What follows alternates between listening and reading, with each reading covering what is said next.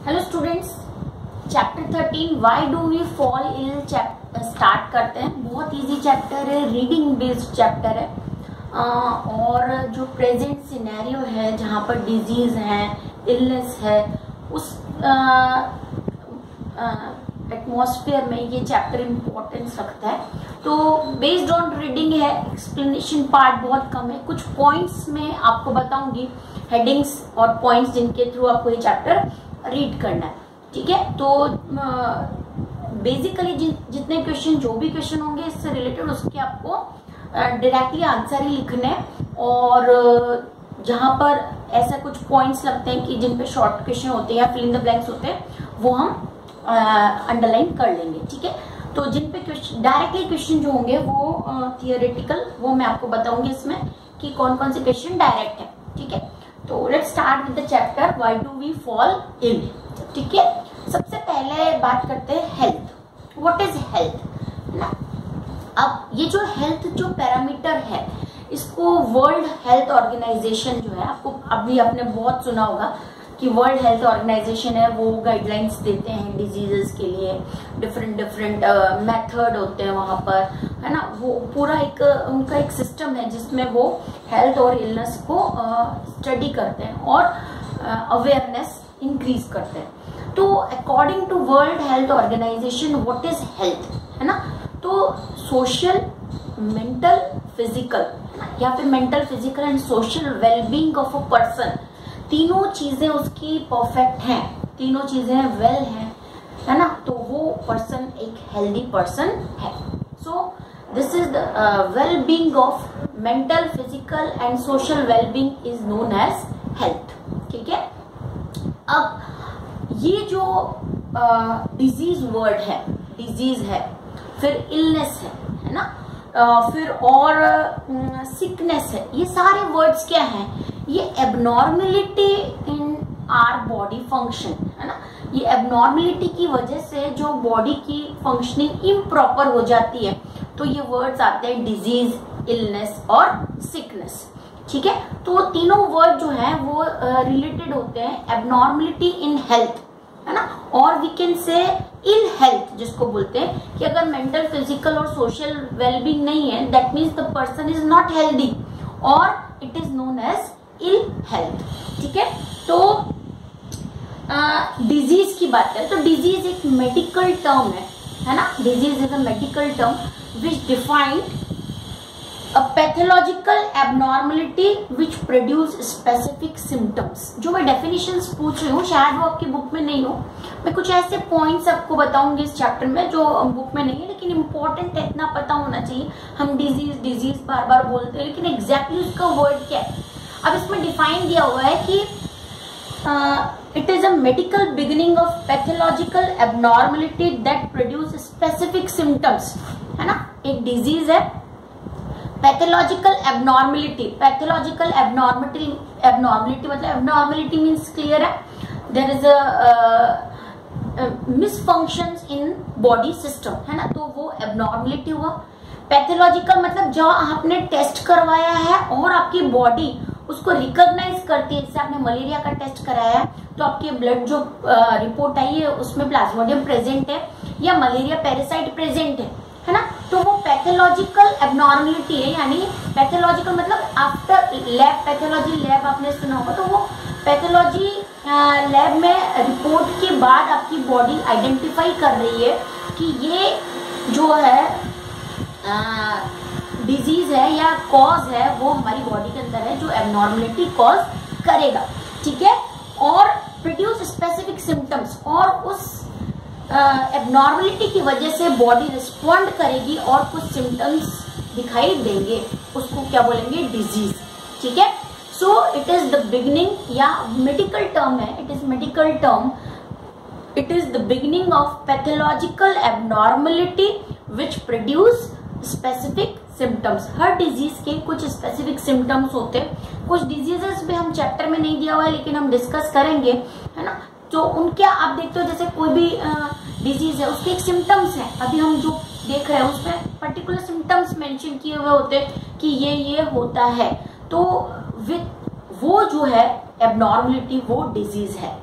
Now what is illness? Illness एक common word है, it is feeling और experience, experience unfit, uncomfortable, है ना, वो इलनेस है, ठीक है।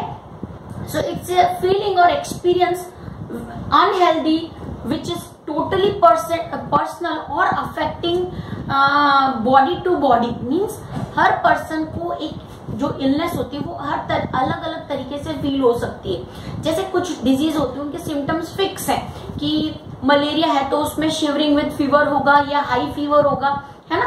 अब ये सिम्टम कॉमन है कि मलेरिया को आइडेंटिफाई करेगा, लेकिन कुछ इलनेसेस ऐसी, कुछ इलनेस की ऐसी बात करते हैं जिसमें बॉडी जो होती है और पेशेंट जो होता है उसकी पर्सनल फीलिंग और पर्सनल एक्सपीरियंस से वो उस डिजीज को या एबनॉर्मलिटी को आइडेंटिफाई करता है। इलनेस इज अ फीलिंग, मतलब मेरा ये समझाना है कि ये इलनेस, डिजीज तो एक टर्म है, मेडिकल टर्म है, लेकिन इलनेस एक फीलिंग और एक्सपीरियंस है। जैसे ठीक होने के बाद जो पर्सन फील करता है कि मुझे वीकनेस हो गया या मुझे रिकवरी नहीं हो रहा है या रिकवरी बहुत अच्छी हो गई है ना। कोई भी डिजीज के बाद जो पर्सन की इंडिविजुअल एक्सपीरियंसेस होते हैं वो भी इलनेस के टर्म, इलनेस के इंक्लूडिंग होते हैं।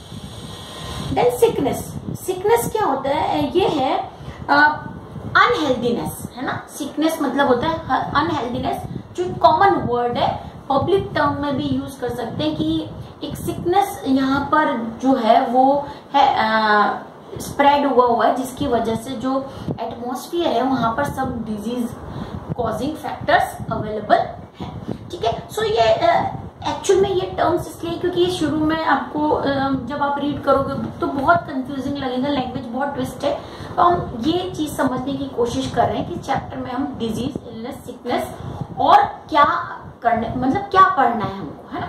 इनको आप अपनी लैंग्वेज में लिख सकते हो। लास्ट में जब चैप्टर मैं आपको बताऊंगी कौन कौन से पॉइंट्स और क्वेश्चन आपको करने हैं, फिर जब चैप्टर फिनिश होगा तो हम कुछ डिजीजेस इंडिविजुअल डिस्कस करेंगे जिन पे आपको शॉर्ट नोट प्रिपेयर करना होगा, ठीक है। सो ये हो गया हेल्थ, पर्सनल हेल्थ, फिर डिजीज, सिकनेस और इलनेस। अब क्योंकि why do we fall in, यानी डिजीजेस की ही इस चैप्टर में बात की हुई है कि क्या है डिजीजेस, क्या है वो बताया मैंने आपको।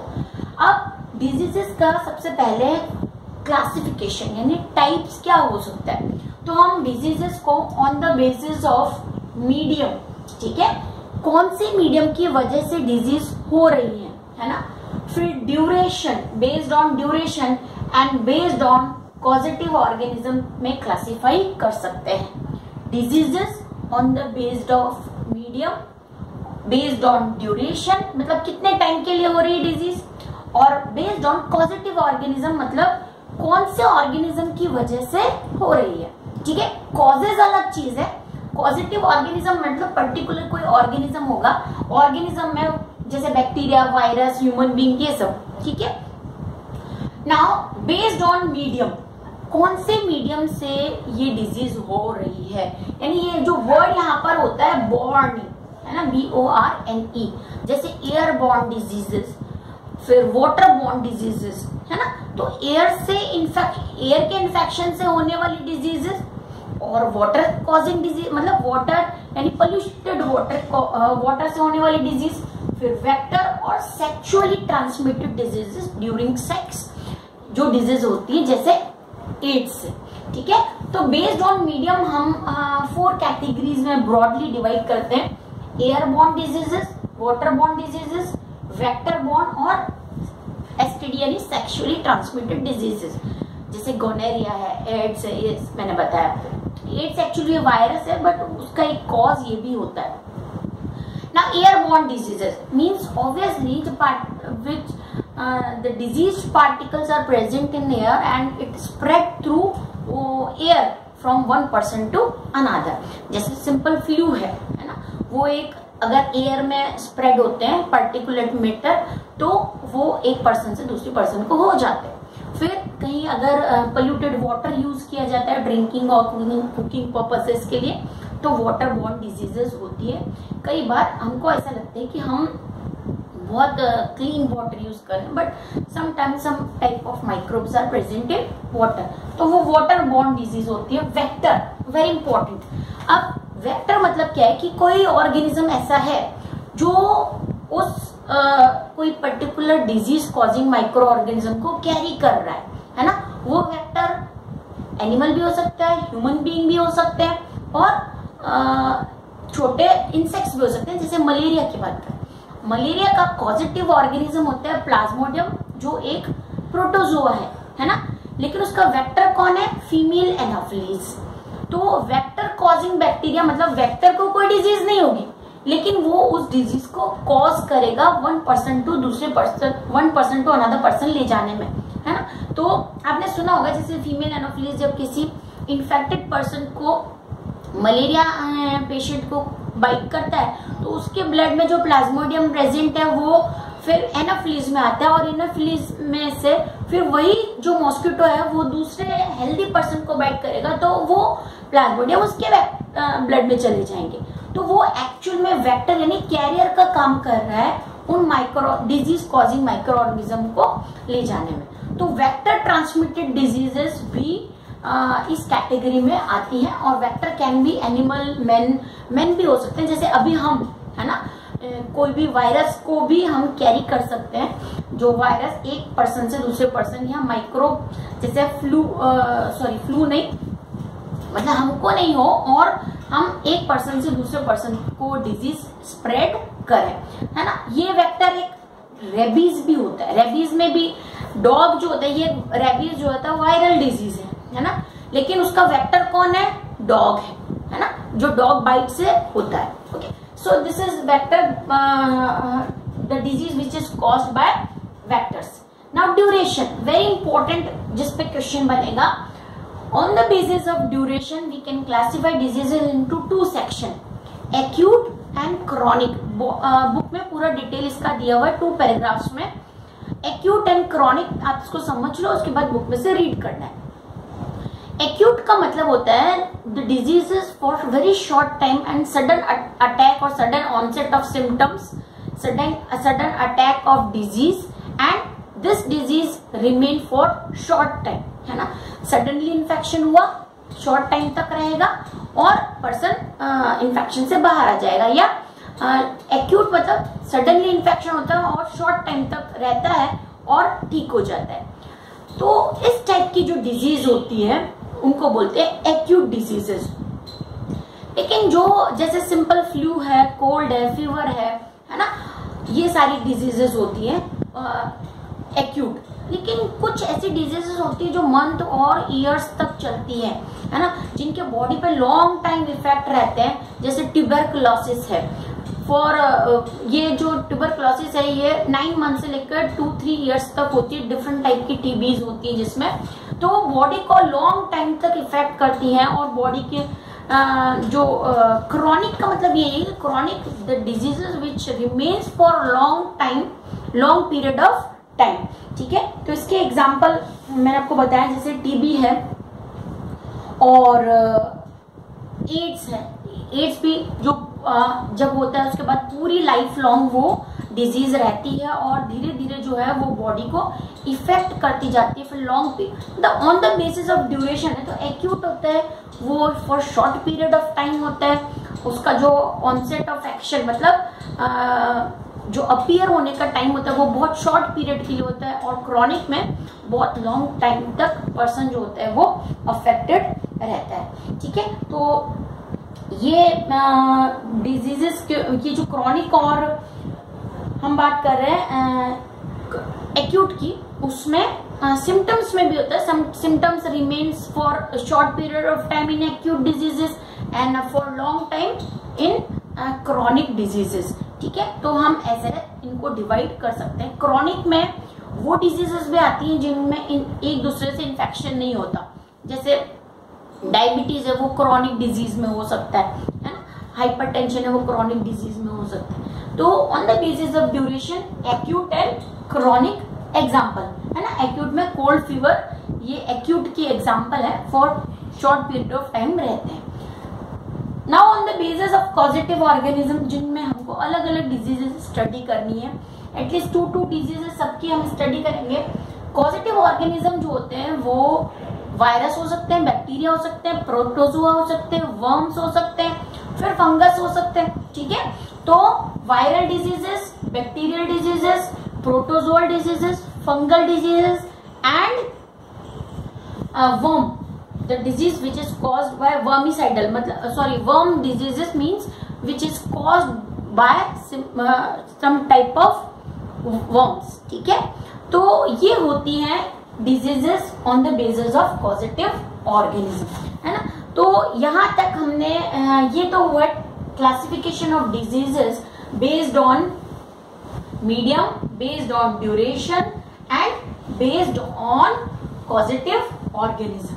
ठीक है, अब जो कॉजेज ऑफ डिजीज है, अगर आप कॉजेज की बात करो तो कॉजेज कौन कौन से हो सकती हैं, किन रीजन से ये डिजीजेज हो सकती है, ये भी बुक में दिया हुआ है, हम उसको शॉर्ट में देख लेते हैं। अगर सिंपल बात करो तो कोई इंजरी हो सकती है, टॉक्सिसिटी यानी पॉइजनस सब्सटेंसेस, वही पॉइजनस सब्सटेंसेस में माइक्रोब जो बॉडी के अंदर एंटर करेंगे और वो अपना पॉइजन सीक्रेट करेंगे, वो भी आ गए, तो टॉक्सिसिटी। और दूसरा होता है डेफिशिएंसी।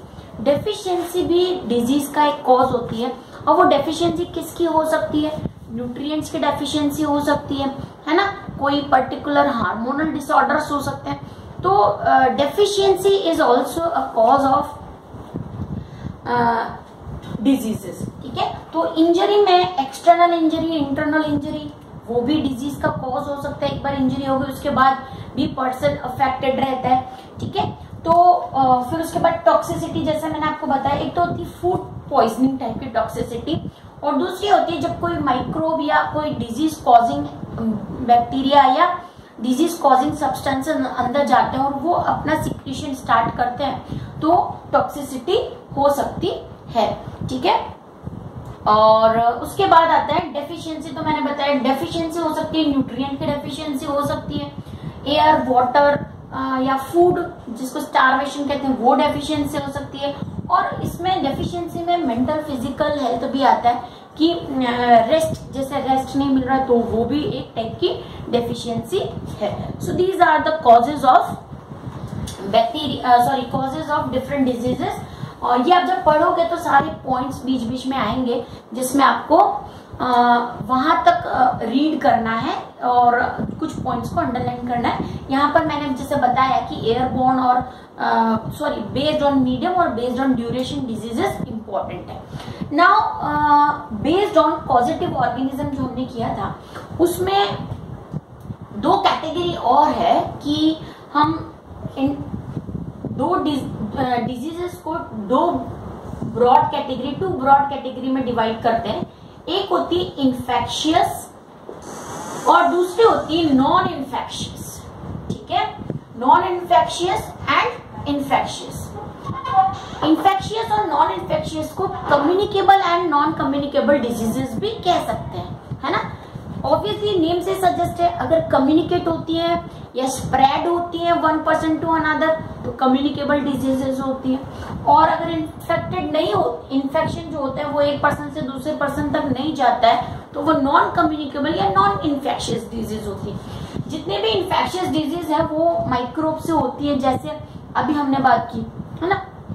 इन्फेक्शन से हो सकती है, कोल्ड है, फ्लू है, फिर कॉलेरा है, टीबी है, ये सब इन्फेक्शियस डिजीजेस हैं जो एक पर्सन से दूसरे पर्सन को हो सकती है ना। कम्युनिकेबल या इन्फेक्शियस डिजीज कहते हैं जिनको। फिर नॉन इन्फेक्शन में क्या आती है, जैसे डायबिटीज है, कैंसर है, हाई ब्लड प्रेशर है, ये डिजीज नॉन इन्फेक्शियस डिजीज है जिसमें एक पर्सन से दूसरे पर्सन को डिजीज नहीं होती। तो ये जो नॉन इन्फेक्शियस डिजीज है इसमें और 2 कैटेगरी होती है। एक तो होती है जेनेटिक डिसऑर्डर और दूसरी होती है डेफिशिएंसी। ठीक है, अब ये जो नॉन इन्फेक्शियस डिजीज, जैसे कुछ तो ऐसे डिजीज जिनके रीजन जो है वो नोन नहीं है ना। और इसमें एक और वर्ड आता है मेटाबॉलिक, जैसे डायबिटीज का एग्जांपल है। डायबिटीज में क्या होता है, शुगर लेवल इंक्रीज होता है, यानी बॉडी में इंसुलिन नहीं है, वो एक हार्मोन है ना, जो पेनक्रियास सीक्रेट करता है और ब्लड शुगर लेवल को मेंटेन करता है। तो इंसुलिन की डेफिशिएंसी होती है, तो ये डेफिशिएंसी का कॉज है। लेकिन इंसुलिन की डेफिशिएंसी की वजह से जो ग्लूकोज है वो उसका अमाउंट ब्लड में बहुत ज्यादा बढ़ जाता है। आपको पता होगा 120 तक होना चाहिए mm, है ना। तो इतना होना चाहिए ब्लड में, जो बहुत नॉर्मल जो होता है ब्लड लेवल से, ग्लूकोज लेवल से बहुत ज्यादा इंक्रीज हो जाता है। तो डेफिशिएंसी ऑफ इंसुलिन है, लेकिन उससे जो क्रिएट होते हैं मेटाबॉलिक डिसऑर्डर्स क्रिएट हो जाते हैं। जब ब्लड के अंदर ग्लूकोज घूमने लग जाएगा तो वही ब्लड किडनी में जाएगा, वही ब्लड ग्लूकोज वाला ही हार्ट में जाएगा, वही ब्लड ब्रेन में जाएगा। तो डिफरेंट टाइप की डिजीजेस ये कॉज करता है जो मेटाबॉलिक होती है ना। लेकिन नॉन इन्फेक्शियस है, यानी कम्युनिकेबल नहीं है, एक पर्सन से दूसरे पर्सन को नहीं होती है। इन्फेक्शियस या कम्युनिकेबल डिजीजेस में जैसे पॉजिटिव मीडियम्स होते हैं जो एयर बॉर्न, जैसे इन्फेक्शियस है तो ऑब्वियसली वो एयर, वाटर या वेक्टर के थ्रू ही एक पर्सन से दूसरे पर्सन को जाएगी। ठीक है, तो ये हो गया infectious and non infectious diseases. तो इतना जो है सेक्शन वो है इंट्रोडक्शन पार्ट है कि क्या इलनेस क्या होती है, डिजीजेस क्या होती हैं, कौन कौन से ऐसे मीडियम होते हैं जिनके थ्रू डिजीजेस होती हैं, है ना। तो चैप्टर गो थ्रू करना है आपको, 3, 4, 5 पेज तक हम कर चुके हैं चैप्टर। तो इतना जो सेक्शन है वो करना है, बहुत ज्यादा इसमें मैंने जो बताया अभी आपके लिए 2 ही क्वेश्चन इंपॉर्टेंट है, what are infectious and non infectious diseases and give difference between acute and chronic diseases. ठीक है, तो ये ही 2 आपको अभी तक क्वेश्चन जो है वो प्रिपेयर करने हैं। ठीक है, गिव एग्जांपल भी आ सकते हैं, give example of 2 non infectious diseases, तो आपको उसमें डायबिटीज है, कैंसर है, ऐसा एग्जांपल लिख सकते हैं। सो this is all about for today. यहाँ तक आप रीड करो, चैप्टर बहुत इजी है, गो थ्रू ही करना है आपको, सिंपल है। जो क्वेश्चंस मैं आपको इसमें दूंगी वही इंपॉर्टेंट है, उन्हीं की थियरी के आपको नोट्स प्रिपेयर करने हैं। ओके।